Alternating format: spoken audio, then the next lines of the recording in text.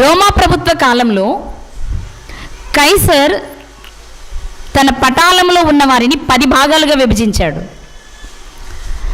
10 భాగాలలో కూడా ఒక్కొక్క భాగంలో శత అంటే ఎంత, దశ అంటే, సహస్ర అంటే 1000. అంకెలు కూడా తెలుసుకోవాలి మనం, ఎందుకంటే ఇక్కడ అవసరం. శతాధిపతి, దశాధిపతి అనే పదాలు మనకు కనిపిస్తూ ఉంటాయి. 100 మంది మీద అధికారిని శతాధిపతి అంటారు. కైసర్ ఏం చేసేవాడు? కైసరు పాలనలో రోమా ప్రభుత్వంలో ఉన్న భాగాన్ని పటాలాలుగా విభజించేవాడు. అందుకే ఇటలీ పటాలం అనబడిన పటాలము అనే పదాలు కనిపిస్తాయి మనకి. ఈ పటాలంలోని ప్రజలను 100 మంది మీద ఒక్కొక్కరిని అధికారిగా పెట్టేవారు. వారిని శతాధిపతి అనేవారు. ఈరోజు మనం ఒక శతాధిపతి గురించి తెలుసుకుందాం. ఈరోజు మనం ఒక శతాధిపతి గురించి నేర్చుకుందాం. అంటే ఒక 100 మంది మీద అధికారిగా ఉన్న ఒక శతాధిపతి గురించి నేర్చుకుందాం. కాబట్టి ముందు శతాధిపతి అంటే ఒక 100 మంది మీద అధికారి అని మనం తెలుసుకున్నాం కదా. బైబిల్లో మనకి 4 శతాధిపతులు, 4 నీకు ఎక్కువే కనిపిస్తారు. పేర్లతో కనిపించేవారు, లేక ఎక్కువ విషయం ఉండి కనిపించేవారు ఒక 4 కనిపిస్తారు.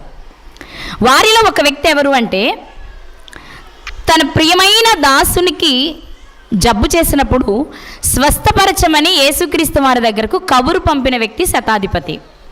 మనకి మత్తయి సువార్త 8వ అధ్యాయంలో, లూకా సువార్త 7వ అధ్యాయంలో ఈ సందర్భం కనిపిస్తుంది. నన్ను చూడండి, విషయం చెప్పేస్తాను నేను, ఎందుకంటే మనం మాట్లాడుకునేది ఆ శతాధిపతి గురించి కాదు కాబట్టి విషయం చెప్పేస్తాను మీకు. ఇతడు చాలా మంచివాడు. మత్తయి సువార్తలో కానీ లూకా సువార్తలో కానీ కనిపించే శతాధిపతి చాలా మంచివాడు. ఎందుకు మంచివాడు అంటున్నాను అంటే, తన సేవకునికి బాగోపోతే లేక తన దాసునికి జబ్బు కలిగితే ఒక అధికారి అయ్యుండి యేసుక్రీస్తు వారి దగ్గరకు వర్తమానాన్ని పంపాడు. అదే మనమైతే ఏం చేస్తాం? మన దగ్గర ఉన్నది ఎంతో కొంత ఇచ్చి డాక్టర్ గారి దగ్గరికి వెళ్ళి చూపించుకోమంటాం. లేదంటే తర్వాత ఒకసారి వెళ్ళి ఏవో పళ్ళు ఇచ్చి కాస్త జాగ్రత్తగా ఉండరా, 4 రోజులు రెస్ట్ తీసుకొని చెప్తాం. కానీ మనమే తగ్గించుకొని మన పనివారిని పంపి మన పనివారి కొరకు ఆలోచించే పరిస్థితి చాలా తక్కువ ఉంటుంది. కానీ ఆ శతాధిపతి ఏం చేశాడంటే, కొంతమంది దాసులను యేసుక్రీస్తు వారి దగ్గరకు పంపించాడు. ఏమని అంటే, నా ప్రియమైన దాసునికి రోగం వచ్చింది, యేసుక్రీస్తు స్వస్థతలు చేస్తున్నాడు కదా, దయచేసి మీరు అతనితో మాట్లాడి నా దాసుని బాగు చేయమని చెప్పండి అని కబురు పంపించాడు. వారు వెళ్ళారు, విషయం చెప్పారు. వెంటనే యేసుక్రీస్తు వారు బయలుదేరి వస్తున్నారు.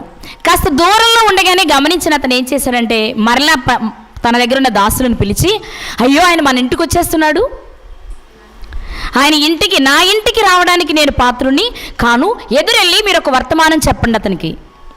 ఏం చెప్పాలి?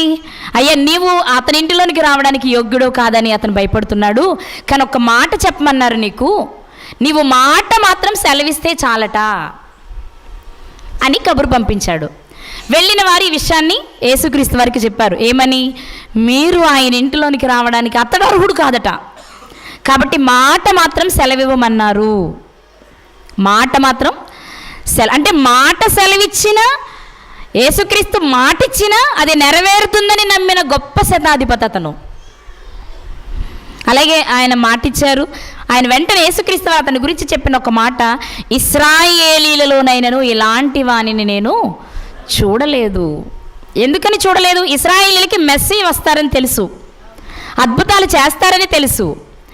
తెలిసిన వారేమో నమ్మకుండా ఆయనను వేధించడం ప్రారంభించారు. ఇతడేమో చాలా జాగ్రత్తగా ప్రతి దానిని గమనిస్తూ ఆయన మాటిస్తే చాలన్నాడు. అంటూ ఒక సంగతిని వారికి చెప్పి పంపించాడు అతను. ఆ సంగతి ఏంటో ఒకసారి చూద్దాం మనం. ఒక్కసారి లూకా సువార్త 7వ అధ్యాయము 7వ వచనం.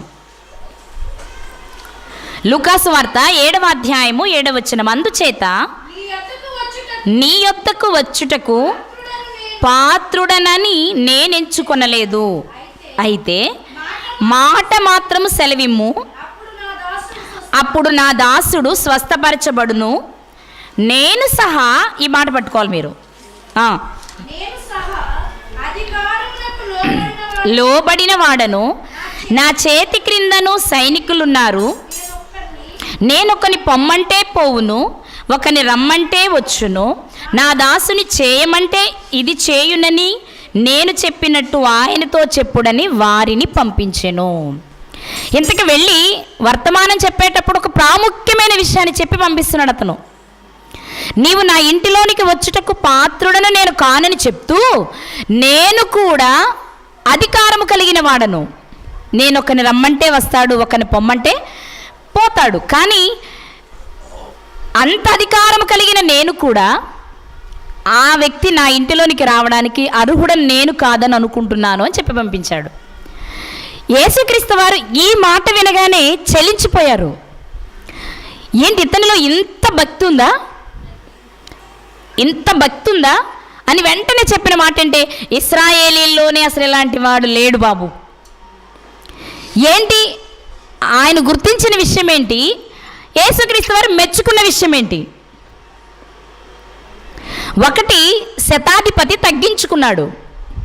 2, యేసుక్రీస్తుకు అధికారం ఉందని గుర్తించాడు. మనం నేర్చుకోవాల్సిన ప్రాముఖ్యమైన పాయింట్ ఏంటంటే, యేసుక్రీస్తు వారికి ఉన్న అధికారాన్ని గుర్తించాడు.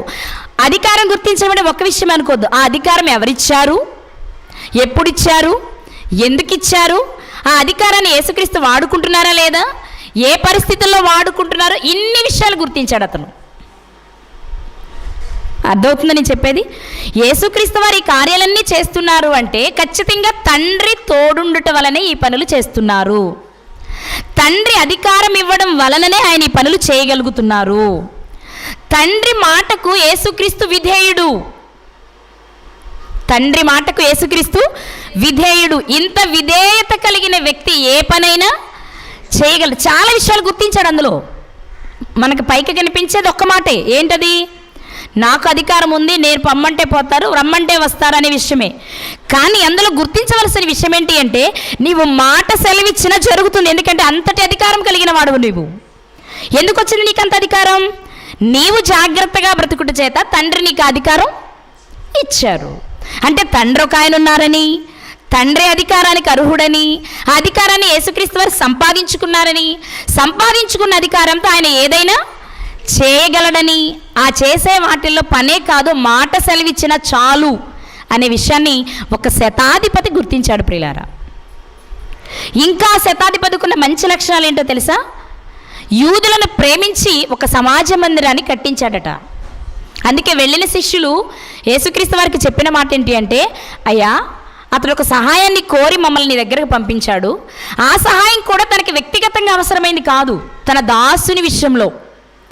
కానీ ఆ సహాయం పొందడానికి అతను అర్హుడు. వీళ్ళు యేసుక్రీస్తు వారి దగ్గర తీసుకెళ్ళిన విషయం ఏంటి? నీ సహాయాన్ని ఆయన కోరుతున్నాడు, మనం సహాయం చెయ్యాలి. ఎందుకు చెయ్యాలి అంటే, యూదులమైన మాకు అతడు సహాయం చేశాడు. ఏం చేశాడు? మాకు ఒక చక్కని సమాజ మందిరాన్ని కట్టించాడు. సమాజ మందిరం కట్టిస్తే సహాయం చేసేయాలా? అవును, ఆనాడు అందరూ కలిసి ఒక చోట కూడుకుని లేఖనాలు పరిశోధించుకోవాలి అన్నా, ఒకరి నుంచి ఒకరి విషయాలు నేర్చుకోవాలి అన్నా, ఐక్యతగా ఒక చోట చేరి పని చేయాలి అన్న సమాజ మందిరాలు అవసరం. అలాంటి సమాజ మందిరం కట్టడానికి ఈ శతాధిపతి చాలా ఉపయోగపడ్డాడు వారికి. అదే వారు వచ్చి చెప్పిన మాట. ఒకసారి ఆ మాట చూద్దాం. 7వ అధ్యాయము, లూకాసు వార్త 7వ అధ్యాయము 4వ వచనం.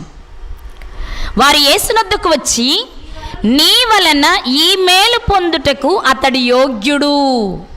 మేలు పొందడానికి కూడా యోగ్యత ఉండాలి. అందుకే మన వాళ్ళు పెద్దవాళ్ళు ఒక సామెత చెప్తారు, ఏమని? పాత్ర ఎరిగి దానం చేయమని. ఎందుకని? వాడు యోగ్యుడో కాదో. ఒకవేళ యోగ్యుడు కాకపోతే రివర్స్ అవుతుంది. అవునా? యేసుక్రీస్తు వారు చెప్పిన మాటలు మీరు జ్ఞాపకం తెచ్చుకోండి. పందుల ముందు ముత్యాలు చల్లొద్దన్నారు. ఎందుకు? వాటికి విలువ తెలియనప్పుడు ఏం జరుగుద్ది? మనం కోరుకున్న ఫలితం కాకుండా చెడు ఫలితం వస్తుంది. ఎలాగో అలాగే మనం దానం చేసేటప్పుడు కానీ, సహాయం చేసేటప్పుడు కానీ, ఏదైనా సువార్త పనిని అందించేటప్పుడు కానీ ఆ వ్యక్తి అర్హుడు కాడనుకోండి, అతనికి చెప్పడం వలన ప్రయోజనం ఉండదు. అందుకే వారు వచ్చి చెప్తున్న మాట ఏంటి అంటే, అతడు నీ వలన మేలు పొందుటకు యోగ్యుడు. అంటే అతని మంచితనాన్ని ఒక్క మాటలోనే చెప్పేస్తున్నారు వారు యేసుక్రీస్తు వారికి. ఎందుకు యోగ్యుడు అంటే అక్కడ చెప్తున్నారు వారు, అతడు మన జనులను ప్రేమించి మనకు సమాజ మందిరము తానే కట్టించనని ఆయనతో చెప్పి మిక్కిలి బతిమాలుకునిది. మీరు ఇక్కడ విషయాన్ని గమనించండి. రోగి అయింది శతాధిపతి దాసుడు, కబురు పంపిస్తుంది అధికారి, యేసుక్రీస్తు వారిని బ్రతిమలాడుతున్నారు వెళ్ళిన వారు. అర్థమవుతుందా? పోనీ శతాధిపతికి బాగోపోతే శతాధిపతి మంచివాడండి, మనకేదో సహాయం చేశాడు, మీరు అతను బాగు చేయండి అర్థం ఉంది. కానీ శతాధిపతి ఇచ్చిన మాట, తన దాసుని కొరకు అతను చేస్తున్న ప్రయత్నం కొరకు వెళ్ళిన వారు బ్రతిమలాడుతున్నారట. అతను చాలా మంచివాడండి, అతను ఒక సహాయం, మీకే అర్థమవుతుంది కదా అతను ఎంత మంచివాడు. అతను మమ్మల్ని మీ దగ్గరకు పంపింది తన గురించి కాదు, తన దాసుని గురించి. అంటే అతను ఎంత మేలు చేసే గుణం కలిగిన వాడు. అతనిలోని ఈ గుణాలన్నీ ప్రజల ద్వారా వింటున్న యేసుక్రీస్తు వారు సహాయం చేయడానికి వచ్చినప్పుడు వెంటనే చెప్పిన మాట, అమ్మో అంత గొప్ప వ్యక్తి నా ఇంటిలోనికా. అదే మనమైతే, అబ్బా యేసుక్రీస్తు నా ఇంటికి వచ్చాడు, నాతో ప్రక్కన నా వేసి కూర్చుంటే బాగుండు, నాతో ప్రక్కన భోజనం చేస్తే బాగుండు, ఓ ఫోటో దిగి రేపొద్దున పేపర్లో వేసుకోవచ్చు. ఏమని? పెద్ద అక్షరాలతో అనమాట, యేసుక్రీస్తుతో కలిసి భోజనం చేసిన డాష్. కానీ మరి ఈ దాసుడు ఏమంటున్నా, ఈ శతాధిపతి ఏమంటున్నాడు? ఆయన నా ఇంటికా. అంటే యేసుక్రీస్తు వారి గొప్పతనాన్ని బహుగా గుర్తించిన వ్యక్తి అతను. అందుకే అతని గురించి మత్తయి గారు రాశారు, లూకా గారు రాశారు ప్రియులారా. కాబట్టి శతాధిపతి అనగానే మనకు గుర్తొచ్చే వారిలో ఇతను మొదటి వ్యక్తి. ఇతనిలో మనం నేర్చుకోవాల్సింది ఏంటంటే, మొదటిది విధేయత. విధేయత అంటే ఏదో నలుగురు చూస్తున్నారని నలుగురు కోసం చూపించేది కాదు, మనపూర్వకంగా చూపించేది అయి ఉండాలి విధేయత అనేది. అలాంటి విధేయత కలిగిన వ్యక్తి శతాధిపతి. ఎంత విధేయుడు అంటే, తన దాసుని కూడా ఏముంది నా దగ్గర 100 మంది ఉన్నారు, వాడొక్కడు పోతే ఏమైంది ఇంకోటి వస్తాడు అనుకోట్లా.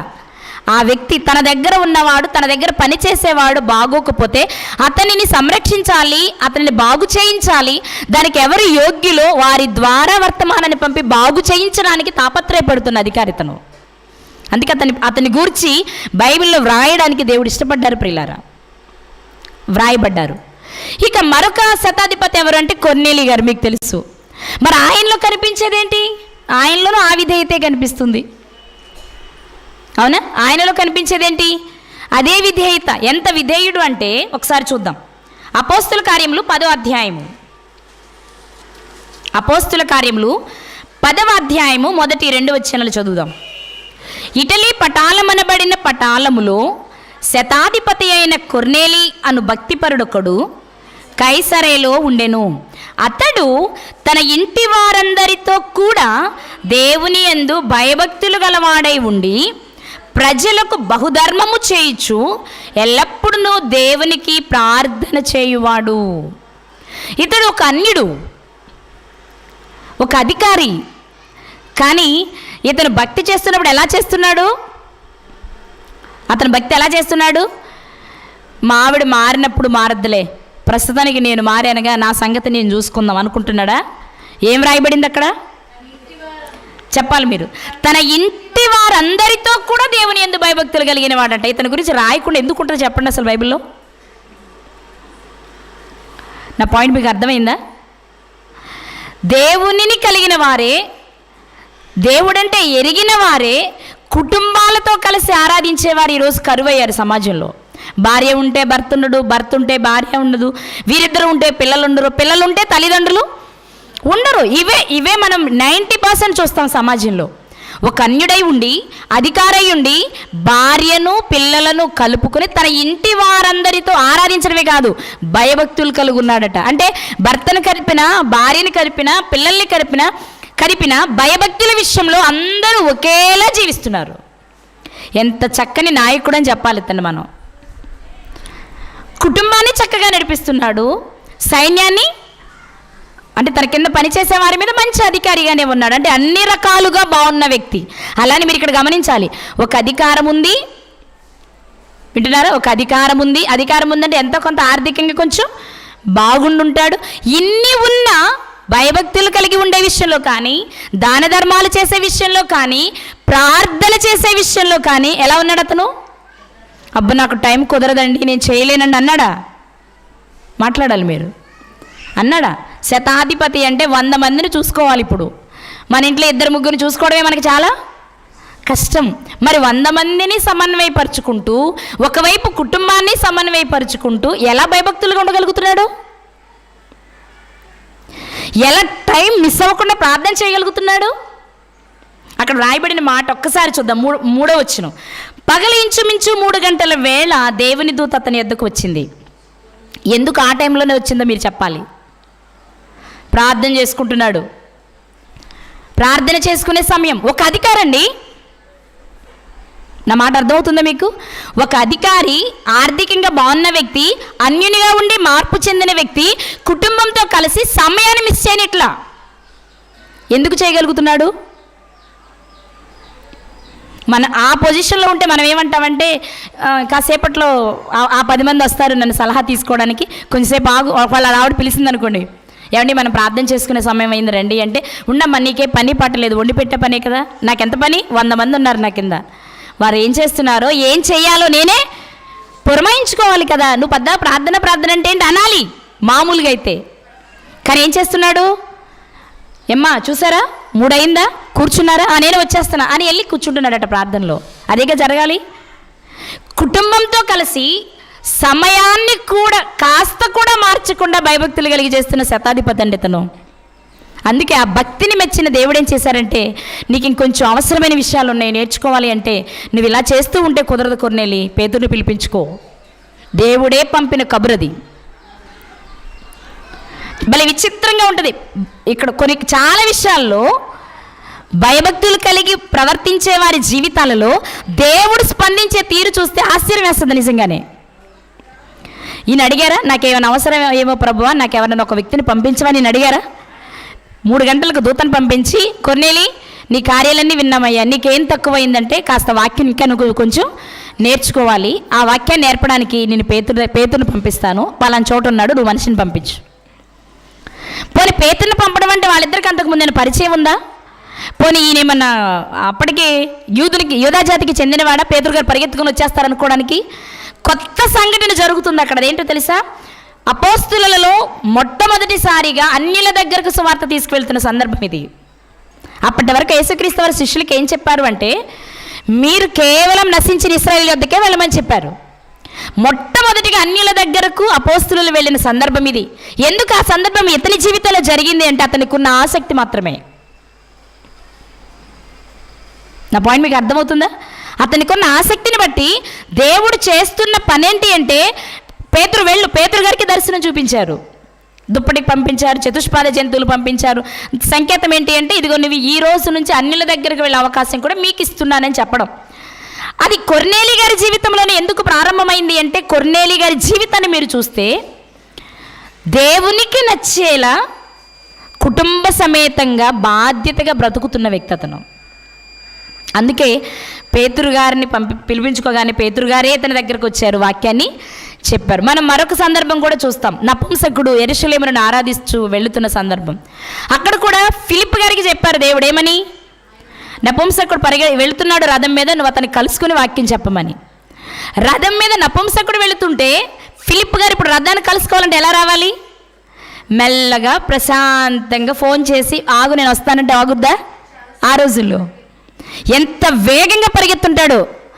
ఎందుకు చెప్తున్నాను ఈ మాట అంటే, మన భక్తి కనుక దేవునికి నచ్చితే బోధకులను ఆయనే పరిగెత్తిస్తాడు, మన దగ్గరకు రప్పిస్తాడు. అలాని మనం గొప్పని కాదు, మనలో ఉన్న ఆసక్తిని బట్టి అవి జరుగుతాయి.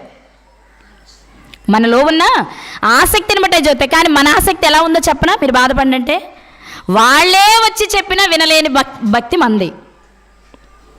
బోధకులను దేవుడే తర్ఫీదిచ్చి పంపించినా వీళ్ళు నిజమైన వాళ్ళేనంటావా? ఓకే, నిజమైన వాళ్ళే అయినా ఇది ఏముందలే, మన దగ్గర ఉండే వాళ్ళేగా, రోజు మనకి వినబడేవే కానీ దానిలోనే ఉండిపోతున్నాం. అందుకే దేవుడు చేసే అద్భుతమైన కార్యాలను, ఆధ్యాత్మిక జీవితంలో మేలులను మనం అనుభవించలేకపోతున్నాం. ఈరోజు మన ముందే ఉన్న గుర్తించలేని స్థితిలో మనం ఉండడానికి కారణం ఏంటంటే, మనకున్న ఆసక్తి పర్సంటేజ్ అలాంటిది. కాబట్టి వాళ్ళ జీవితాలను మనం చూస్తున్నప్పుడు తెలిసో తెలియకైనా వారికి ఉన్న ఆసక్తిని చూసి దేవుడే వారిని తన దగ్గరకు తెచ్చుకోవడానికి ఎలా కావాలో అలా మలచిన వ్యక్తి కనపడుతూ ఉన్నారు.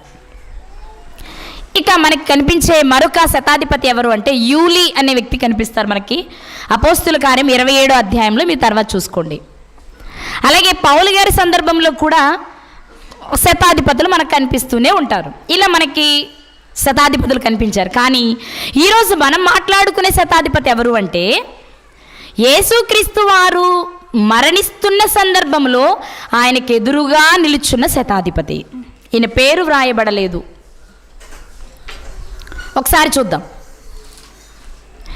ఇతని గురించి ప్రతి సువార్తికుడు అంటే మత్తయి గారు, మార్కు గారు, లూకా గారు, యోహాన్ గారు అందరూ రాశారు. ఒకసారి చూద్దాం.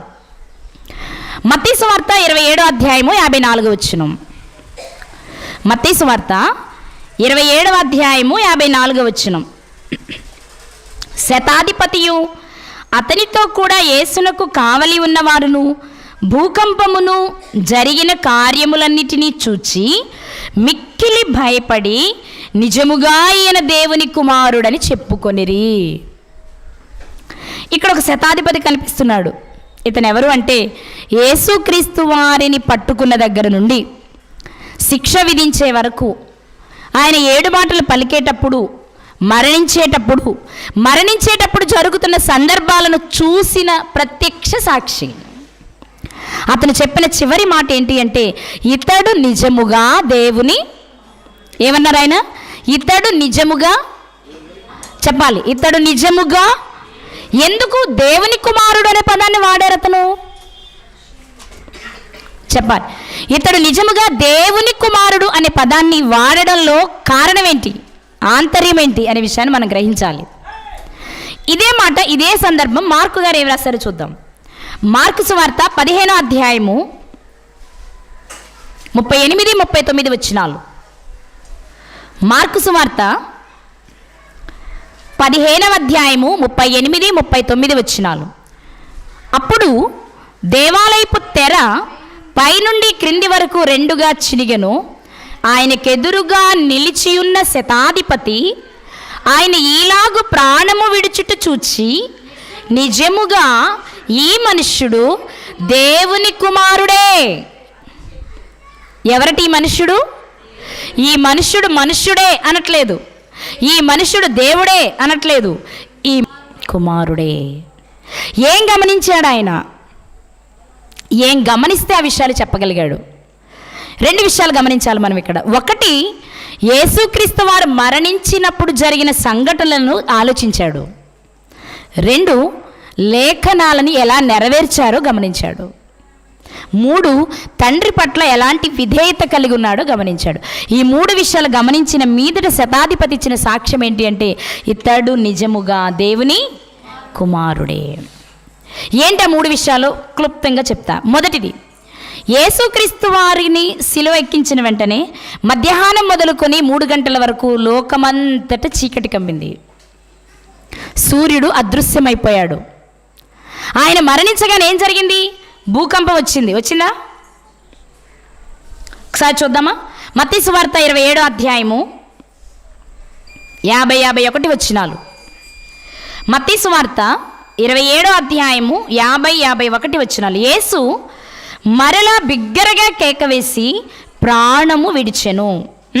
అప్పుడు దేవాలయపు తెర పైనుండి క్రింది వరకు 2గా చినిగెను. భూమి వణకెను, బండలు బద్దలాయెను, సమాధులు తెరవబడెను. నిద్రించిన అనేక మంది పరిశుద్ధుల శరీరములు లేచెను. వారు సమాధులలో నుండి బయటకు వచ్చి ఆయన లేచిన తర్వాత పరిశుద్ధ పట్టణంలో ప్రవేశించి అనేకులకు అగుపడిరి. ఇక్కడ ఏం గమనించాలి అంటే మనం శతాధిపతి ఎందుకు యేసుక్రీస్తు వారిని తన దేవుని కుమారుడే అని అనగలిగారు అంటే యేసుక్రీస్తు వారు మరణించిన క్షణములో ప్రకృతిలో కలిగిన మార్పులను గమనించాడు అతను. అర్థమైందా? ప్రకృతిలో మార్పులు వచ్చాయా? ఆ సమయంలో చీకటి సాధారణంగా అవ్వదు. ఒకవేళ వర్షం వస్తే చీకటి పడుతుంది, అది వర్షం కాదు. కానీ చీకటి పడింది, బండలు బద్దలయ్యాయి, సమాధులు తెరవబడ్డాయి. ప్రకృతిలో ఒకేసారి మార్పు సంభవించడాన్ని శతాధిపతి గమనిస్తున్నాడు. చరిత్రలో మరి ఇలాంటి సంఘటనలు ఏమైనా జరిగినాయా అని ఆలోచిస్తే దేవుని పిల్లలను నడిపిస్తున్న నాయకుల విషయంలో ఇలాంటి సందర్భాలు మనం చాలా చూస్తాం. మోషే గారు ఉన్నారు, ఇశ్రాయేలు ప్రజలను కనాను దేశానికి నడిపిస్తూ ఉన్నారు. మార్గ మధ్యంలో ఎర్ర సముద్రం అడ్డొచ్చింది. ఏం చేశారు చెప్పాలి? ఏం చేశారు? ప్రార్థన చేశారు. దేవుడు సముద్రాన్ని 2 పాయలుగా చేశారు. ఈ అద్భుతం చరిత్రలో ఇంకెప్పుడైనా జరిగిందా? ఎర్ర సముద్రం పాయలయ్యే సందర్భం, లేకపోతే యోర్దాను పాయలయ్యే సందర్భం, ఇశ్రాయేలు నడుస్తున్నప్పుడు దేవుడు చేసిన సందర్భం తప్ప ఇంకా చరిత్రలో మనకి ఎక్కడవి పెద్ద కనిపించవు. ఒకవేళ మళ్ళీ యోర్దాను పాయలు అవ్వడం అనేది ఎలీషా గారు ఏలియా గారి సందర్భంలో కనిపించిన అది దేవుని పిల్లల విషయంలో భక్తులు చేసిందే. అర్థమవుతుందా? అలాగే ఐగుప్తు దేశంలో ఉండగా మోషే గారు అద్భుతాలు చేసిన వాటిలో ఒక అద్భుతం ఏంటి అంటే, వారున్న దేశంలో వెలుగుంది, ఐగుప్తు దేశం అంతా చీకటి ఉంది. ఏంటి పరిస్థితి అన్నప్పుడు దేవుని పిల్లల విషయంలో దేవుడు ఎలాంటి శ్రద్ధ తీసుకుంటారో అలాంటి సందర్భాల్లో మనకు కనిపిస్తూ వచ్చింది. అప్పుడు ఐగుప్తులు ఏం విశ్వసించారు? వీళ్ళు నిజంగా దేవుని పిల్లలు, వీళ్ళని పంపించేయడం మంచిది, వచ్చినవాడు దేవుని సంబంధించిన వాడే, వాడు చెప్పినట్టు వింటే మంచిది. మోషే గారి విషయంలో ఐగుప్తు రాజు అనుకున్న మాట. ఎందుకు అలా అనుకోగలిగారు? వాళ్ళు చేసే వాటికంటే మోషే గారు చేసేవి అద్భుతంగా అనిపించాయి. ఉదాహరణకి వారు కర్రను పామును చేశారు, వీరు కర్రను పామును చేశారు. కానీ జరిగింది ఏంటి? ఏది గొప్ప? మోషే గారు చేసింది గొప్ప. ఎలా గొప్ప? వీళ్ళు చేసినవి వాళ్ళు చేసిన వాటిని మింగేసినాయి. అర్థమవుతుందా? అంటే ఆ అద్భుతాన్ని చూసినప్పుడు ఐగుప్తులకి ఏమనిపించింది? అమ్మో, వీళ్ళ దేవుడు చాలా గొప్పవాడు, వాళ్ళ దేవుడు పంపిన వారు చాలా గొప్పవాళ్ళు, ఈ ప్రజల జోలికి మనం పోకూడదు. ఏం జరిగింది అక్కడ అంటే, వీరు దేవుని పిల్లలు అనే ఒక అభిప్రాయం కలగడానికి ఆ రోజు సమాజంలో, ఆ రోజు వారి దేశంలో, ప్రకృతిలో ఎప్పుడూ జరిగిన అద్భుతాలు వారి జీవితాల్లో చూసినప్పుడు వారు వీరి దేవుని పిల్లలు అని విశ్వసించారు. ఇంకా మనం ముందుకు రాగలిగితే యెహోషువ గారి కాలం మనకు తెలుసు. మరి ఆయన ఏం చేశారు?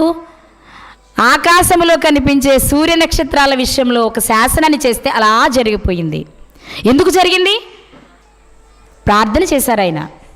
సూర్యుడా నువ్వు ఆగు అనే ముందు ఆయన ఎవరిని అడుగుంటారు? అడగాలి. ఇదిగో నాయన, నీ కార్యక్రమంలో ఉన్నాను, నీ పనిలో ఉన్నాను, ఇక్కడ ఇది అవసరం, ఇది చేయాలి. సూర్యుడు ఆగిపోయాడు, చంద్రుడు ఆగిపోయాడు, ఇద్దరు ఆగిపోయారంటే భూమి కూడా స్తంభించి ఉంటుంది ఆ రోజు. ఈ మూడు ఏంటి? ప్రకృతిలో భాగాలేనా? సూర్యుడు, చంద్రుడు, భూమి, ఇవన్నీ ఏంటి? ప్రకృతిలో భాగాలు. ఇక ఏలీ గారి దగ్గరికి వెళ్దాం. అహజ్యా గారు నేను బాగుపడతానా లేదా తెలుసుకోవడానికి మనుషులు పంపించాడు. ఏలియా గారు ఎదురే ఏం చెప్పారు? మీ రాజు ఎక్కిన మంచం దిగడు, వీళ్ళు కబురు చెప్పమన్నారు. ఆయనేమో ఒక 50 మందిని పంపిస్తూ వచ్చాడు. వీళ్ళు దిగరని చెప్తున్నారు. వచ్చిన వాళ్ళని అగ్నిగంధకాలతోటి చంపేస్తూ వచ్చారు. మనకు తెలుసు. అలాగే అదే ఏలియా గారు ప్రార్థన చేస్తే 3.5 సంవత్సరాలు భూమి వర్షించలేదు. వర్షం అనేది ప్రకృతిలో భాగం. అగ్ని అయినా, వర్షమైనా, నీరైనా, నిప్పైనా, నింగైనా, గాలైనా. మీరు గమనిస్తే ప్రకృతిలోని ప్రత్యేకమైన సందర్భాలన్నీ దేవుని పిల్లలు ప్రార్థించగా మిగిలిన వారికి అర్థం అవ్వడానికి దేవుడు జరిగించిన అద్భుతాలు. నా పాయింట్ క్యాచ్ చేస్తున్నారు అనుకుంటున్నా. వాటిని బట్టి మనం ఏం చేస్తామంటే, ఒకనాడు మోషే గారిని కానీ, యెహోషువ గారిని కానీ, ఏలియా గారిని కానీ, ఎలీషా గారిని కానీ మీరు తీసుకుంటే, దేవుని కొరకు బ్రతుకుతున్న వారు అక్కడున్న పరిస్థితులను బట్టి మిగిలిన వారికి దేవుని గొప్పతనం అర్థమయ్యేలా పరిస్థితులను కల్పించిన వారు. అందుకే దేవునికి మహిమ వచ్చింది అక్కడ. ఇప్పుడు యేసుక్రీస్తు వారి దగ్గరకు వస్తే, మనం ఆయన మరణిస్తున్న సమయంలో ఇదే ప్రకృతి భూమి బ్రద్దలయ్యింది, కొండలు బ్రద్దలయ్యాయి, భూమి నెరలు విడిచింది. భూకంపం రావడం అంటే అదే కదా. కొండలు బ్రద్దలయ్యాయి, సమాధులు తెరవబడ్డాయి, సూర్యుడు చీకటి కమ్మింది. అంటే ప్రకృతిలో మార్పు జరిగాయి. బహుశా ఈ శతాధిపతి ఇవన్నీ ఆలోచించుకుని ఉంటాడు. చరిత్రలో ప్రకృతికి సంబంధించిన సందర్భాలు జరిగించిన ప్రతి వారు భక్తులే, దేవుని పిల్లలే, దేవుని పిల్లలే. ఇతని జీవితంలో జరుగుతుందంటే ఇతను కూడా ఎవరన్నమాట? ఇప్పుడు దేవుని కుమారుడే. ఎందుకు ఇలా జరుగుతుంది? చుట్టూ ఉన్న సమాజం ఏ విషయాన్ని విశ్వసించలేదో ఆ విషయం నిజము అని రుజువు చేయడానికి దేవుడు ప్రకృతిని వాడుకున్నారు. దేవుడు ప్రకృతిని వాడుకున్నారు ప్రియులారా. ఆ ప్రకృతిలో వచ్చిన మార్పును చూసిన శతాధిపతులు వచ్చిన ఆలోచన ఏంటో తెలుసా? ఇతడు నిజముగా దేవుని కుమారుడు, అందుకే ప్రకృతిలో ఈ మార్పులు జరిగాయి అని గుర్తించాడు. ఇక రెండో విషయం, అతను గుర్తించిన రెండో విషయం ఏంటి అంటే, లేఖనాలలోని ప్రతి విషయాన్ని యేసుక్రీస్తు వారు నెరవేరుస్తూ వచ్చారు. ఉదాహరణకు, నా దేవా నా దేవా నన్నెందుకు చేయి విడిచావు లేఖనాలలో ఉంది. కీర్తనలు 22లో చూస్తాం మనం మొదటి చరణంలో. అది యేసుక్రీస్తు వారు 4వ మాటగా పలికారు. అలాగే యేసుక్రీస్తు వారు దప్పిగొనుచున్నాను అన్నారు 5వ మాట. అది 69వ కీర్తనలో చూస్తాం మనం. అలాగే తండ్రి నీ చేతికి నా ఆత్మను అప్పగించుకొనుచున్నాను, కీర్తన గ్రంథంలో కనిపించే మాట. ఈ 3 లేఖనాలు నెరవేరడంతో పాటు ఒక ప్రత్యేకమైన సందర్భం జరిగింది. ఆ సందర్భం చెప్పుకొని ముగించుకుందాం మనం. అదేంటి అంటే, శిలువ మరణం విధింపబడిన వారు, ఆ రోజుల్లో శాపగ్రస్తులైన వారికి శిలువ మరణం ఉండేది. శిలువ వేయబడటం అంటే ఏం జరిగేది? 2 చేతుల్లో మేకులు కొట్టేవారు, కాళ్ళలో మేకులు కొట్టేవారు.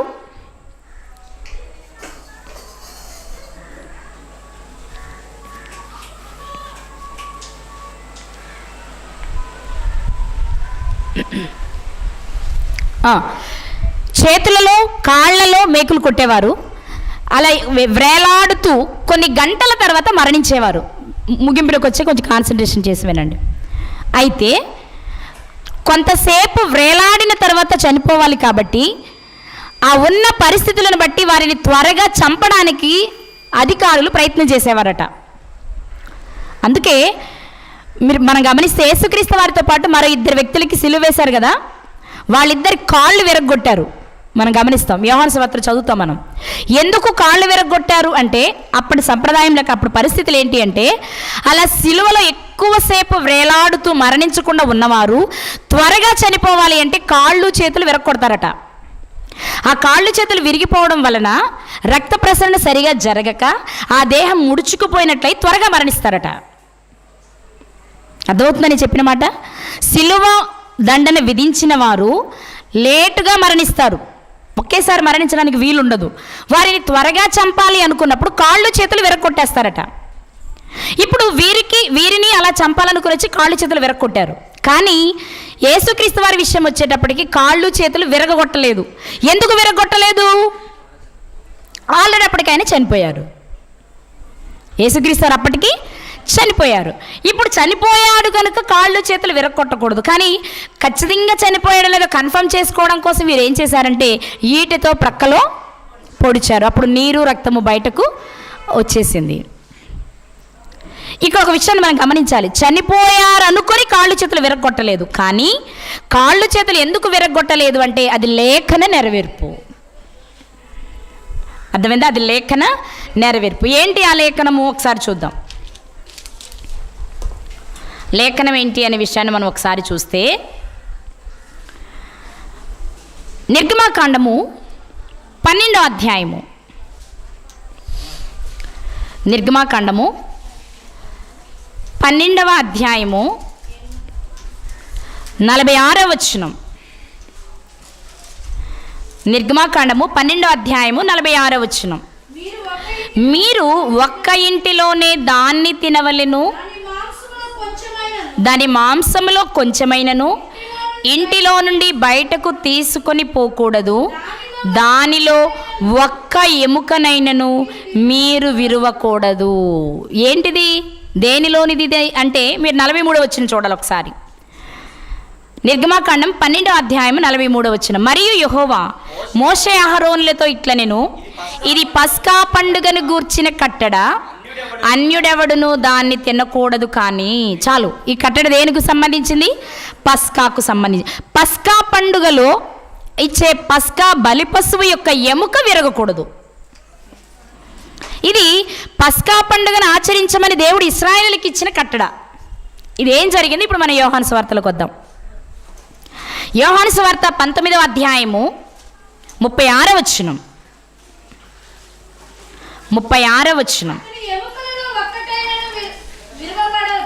అతని ఎముకలలో ఒకటైనను విరవబడదు అను లేఖనము నెరవేరునట్లు ఇవి జరిగెను.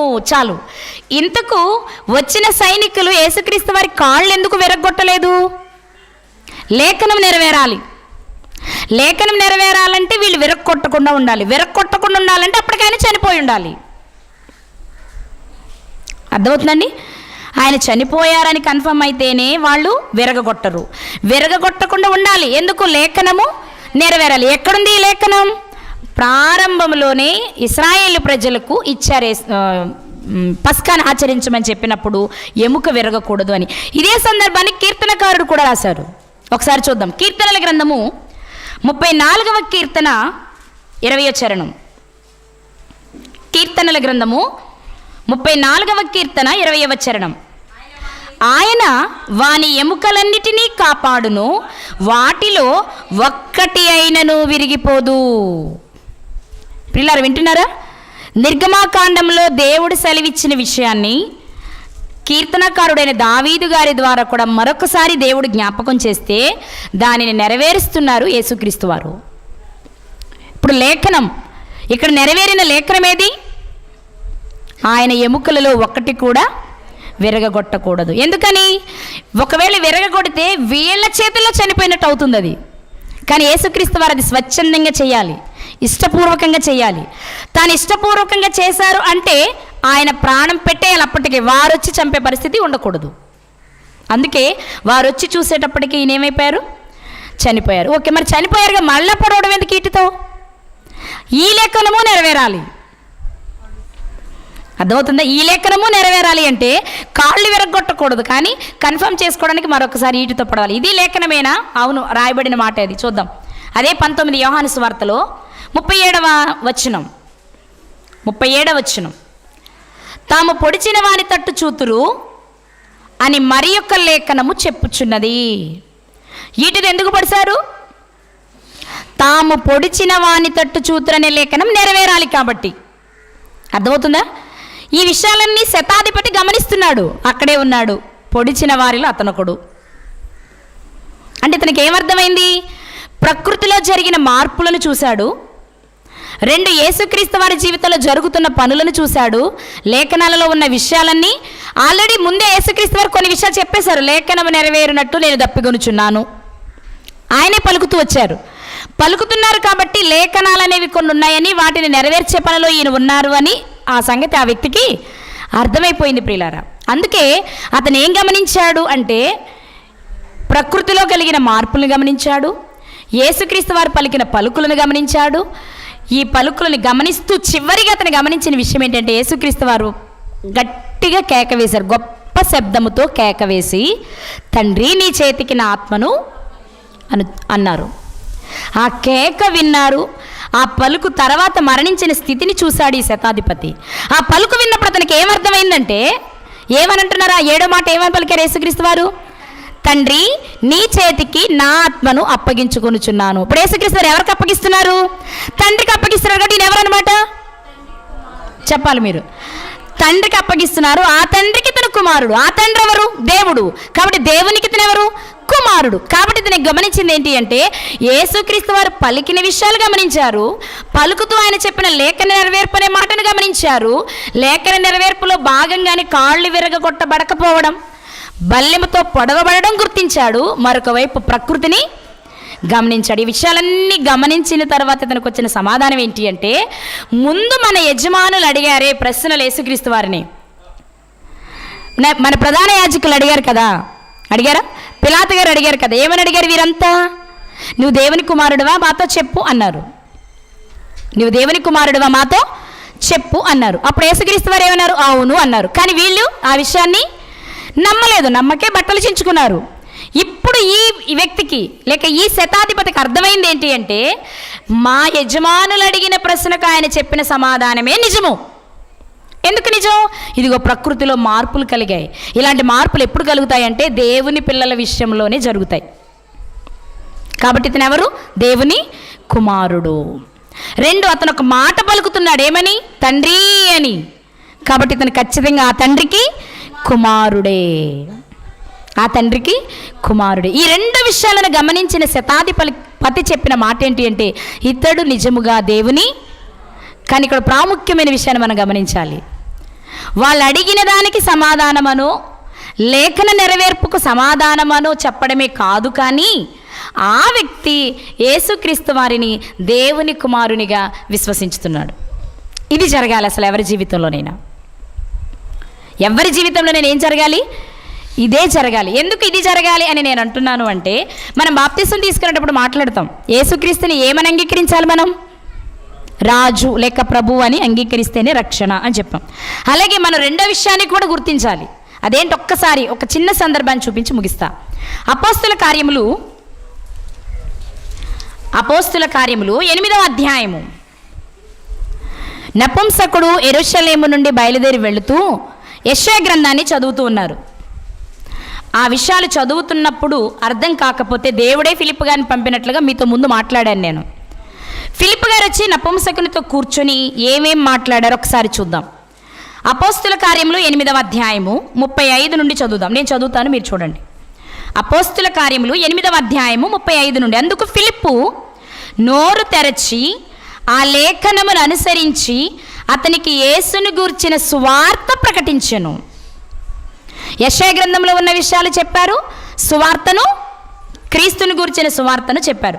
వారు త్రోవలో వెళ్ళుచుండగా నీళ్లున్న ఒక చోటికి వచ్చినప్పుడు నపుంసకుడు ఇలా పలుకుతున్నాడు, ఏమని? ఇదిగో నీళ్లు, నాకు బాప్తీసమిచ్చుటకు ఆటంకమేమని అడిగి రథము నిలుపమని ఆజ్ఞాపించెను. 37వ వచనం చదువుతున్నా. ఫిలిప్పు, నీవు పూర్ణ హృదయముతో విశ్వసించిన ఎడల పొందవచ్చును అని చెప్పాను. అతడు నపుంసకునితో ఫిలిప్ గారు చెప్పారు, ఏమని? నీవు పూర్ణ హృదయముతో విశ్వసిస్తే బాప్తీసం తీసుకో. వింటున్నారా? ఎప్పుడు బాప్తీసం తీసుకోమని చెప్పారు ఫిలిప్ గారు? నువ్వు పూర్ణ హృదయంతో విశ్వసిస్తే తీసుకో. నిన్ను నీళ్ళలోకి వచ్చావు, ఓకే, మంచిది, కానీ నువ్వు పూర్ణ హృదయంతో విశ్వసించాలి అన్నారు. పూర్ణ హృదయంతో ఏం విశ్వసించాలి? మనకు క్వశ్చన్ వస్తుంది, అవునా? పూర్ణ హృదయంతో విశ్వసించమని ఫిలిప్ గారు చెప్పారు, బాగుంది, కానీ ఏం విశ్వసించాలి? దేని విశ్వసించాలి? మనకు ప్రశ్న. కానీ సమాధానం నపుంసకుడు చెప్పారు. ఏం చెప్పారు చూద్దాం. 38వ వచనం, 37వ వచనం. ఫిలిప్ ఏమంటున్నారు అంటే, నీవు పూర్ణ హృదయముతో విశ్వసించిన ఎడల పొందవచ్చునని చెప్పాను. అప్పుడు అతడు చెప్తున్నాడు, అతడు యేసుక్రీస్తు దేవుని కుమారుడని విశ్వసించుచున్నాను అని ఉత్తరం ఇచ్చాను. ఇంతకీ ఏం విశ్వసించాలన్నమాట పూర్ణ హృదయంతో? యేసు దేవుని కుమారుడని, 2 యేసు ప్రభువని. ఈ 2 విషయాలు పూర్తిగా విశ్వసించిన వారు మాత్రమే బాప్తిస్మం తీసుకుని రక్షించబడడానికి అర్హులు. నువ్వు పూర్ణ హృదయంతో విశ్వసిస్తున్నావా అడిగారు ఫిలిప్ గారు. విశ్వసిస్తున్నానండి అంటే, ఏం విశ్వసించాడు ఈయన, ఏం విశ్వసించమన్నాడు ఆయన అని మనకు ప్రశ్న ఉండిపోయేది. కానీ సమాధానం రాయించేశాడు దేవుడు. ఏమని? ఏం విశ్వసించాలి పూర్ణ హృదయంతో? యేసుక్రీస్తు దేవుని కుమారుడని విశ్వసించాలి. అది నేను పూర్తిగా మనపూర్వకంగా పూర్ణ హృదయంతో విశ్వసిస్తున్నానని చెప్పిన తర్వాతే ఫిలిప్ గారు ఆయనకి బాప్తిస్మం ఇచ్చారు. ప్రియులారా, కాబట్టి ఒక విషయాన్ని మనం జ్ఞాపకం చేసుకుందాం. ఎందుకు ఈ సందర్భం దగ్గరకు వచ్చాము అంటే, ఇప్పుడు శతాధిపతి చేస్తున్న పని అదే. అంటే ఇప్పుడు శతాధిపతికి ఏమొచ్చి ఉండాలి? రక్షణ వచ్చి ఉండాలి, అంతేనా? అంటే అప్పటికి బాప్తిస్మం అనేది మనం ఆల్రెడీ ముందు మాటల్లో చెప్పుకున్నాం. బాప్తిస్మం అనేది ఇంకా పూర్తి స్థాయిలో ఆచరణలోనికి రాలేదు. ఎందుకని? యేసుక్రీస్తు తిరిగి లేచిన తర్వాత అది శాసనం అవుతుంది. ఈ లోపు వెసులుబాటు ఉంది. కానీ ఈ లోపు చేయవలసిన పనేంటి అంటే, అతను నా కొరకు వచ్చిన రాజుని గుర్తించాలి, నా కొరకు తండ్రి పంపిన దేవుని కుమారుడు అనే విషయాన్ని విశ్వసించాలి.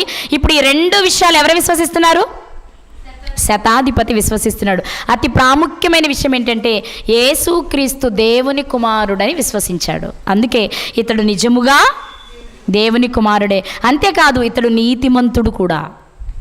ఎందుకు నీతిమంతుడు? నీతిమంతులైన వారు చేసే ప్రార్థనే దేవుడు వింటారు. ఎవరి ప్రార్థన దేవుడు వింటున్నారో వారే దేవుని పిల్లలు. చరిత్రలో ప్రకృతి వైపరీత్యాలు గమనించాం, ప్రకృతిలో కలిగిన మార్పులు చూసాం. ఆ మార్పులకు కారణం దేవుని పిల్లలు చేసిన ప్రార్థన. ఆ ప్రార్థన దేవుడు విని చేశారు అంటే వారు నీతిమంతులై ఉండాలి, అంతేనా? మోషే గారు కానీ, యెహోషువ గారు కానీ, ఏలియా గారు కానీ, ఎలీషా గారు కానీ, ఎవరు వీరంతా? నీతిమంతులు, భక్తులు. వారి ప్రార్థన దేవుడు విని 3.5 సంవత్సరాలు ఆపేశారు, ఇలా సూర్యుని ఆపేశారు. అదే విషయాన్ని శతాధిపతి గుర్తించాడు. ఏమని? ఇతడు నిజముగా దేవుని కుమారుడు, ఇతడు నిజముగా రాజు, ఇతడు నిజముగా నీతిమంతుడు. ఈ విషయం అక్కడ అతను నొక్కి చెప్పడానికి కారణం ఏంటో చెప్పనా? మా పై అధికారులు గుర్తించలేదు, క్రీస్తు సహోదరులు గుర్తించని విషయం నేను విశ్వసిస్తున్నాను అని సాక్ష్యం ఇచ్చిన విషయం ఇది.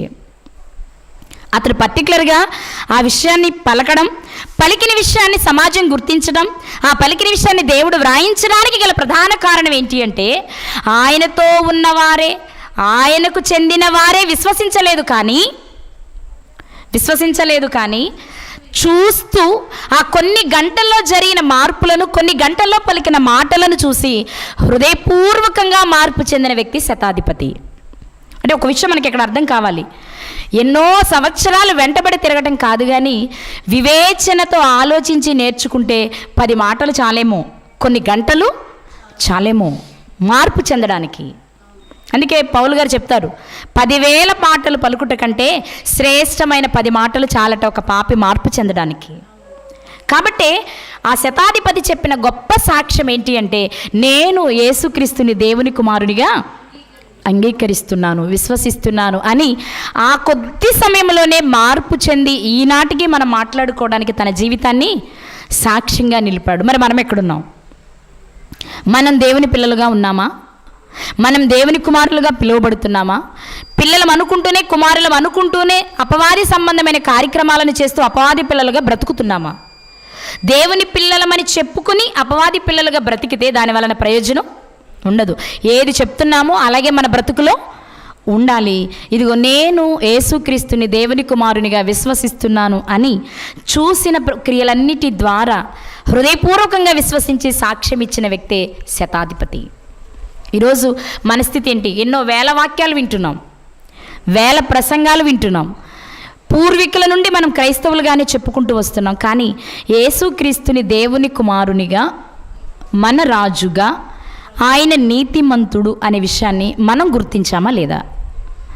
ఆ గుర్తింపు అనేది హృదయపూర్వకంగా జరగాలి. అది దేవుడు మెచ్చి రేపు బహుమానం ఇచ్చేలా ఉండాలి.